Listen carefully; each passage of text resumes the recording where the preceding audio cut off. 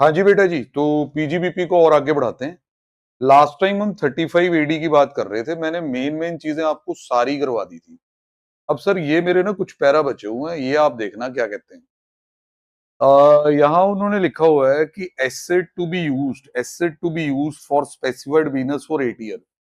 तो sort of lock in period वाली feeling कि हाँ जी आपने हैवी डिडक्शन ले ली है, अब आप इसको किसी बिजनेस में यूज करो।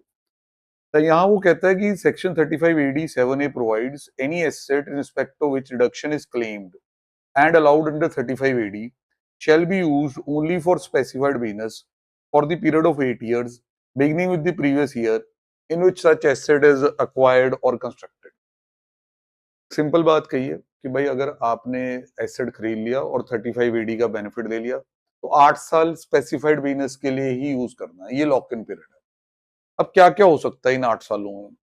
अगर तो सर आपने एसेट बेच ही दिया, मतलब सिंपल सी बात है, अगर बेच दिया तो ये तो ऐसा होता है कि कभी भी बेच दो आप।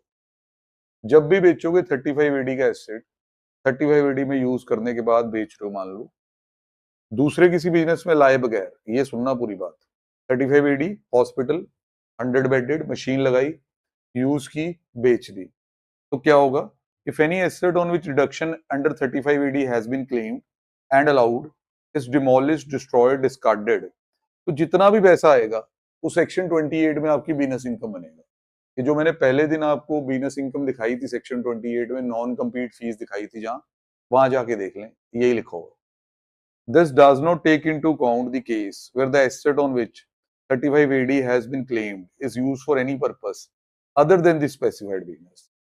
मतलब यहाँ पे हमने ये चीज देखनी है कि भाई अगर वो अदर देन स्पेसिफाइड बिजनेस में चला गया तो क्या होगा। तो अगर सिंपल सेल है तो भाई आप ये मानेंगे कि ये बिजनेस इनकम तो आएगी।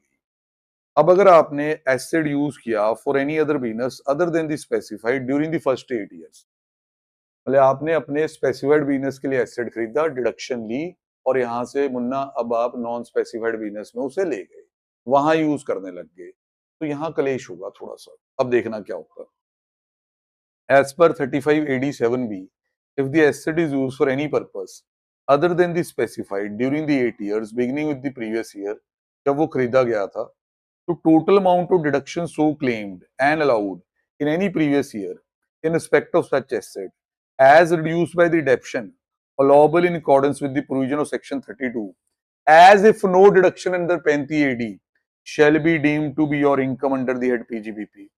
अरे तो बहुत इंग्लिश बोल गया है, क्या कहना चाहता है? अब कुछ ज्यादा नहीं कहना चाहता मुन्ना, थोड़ा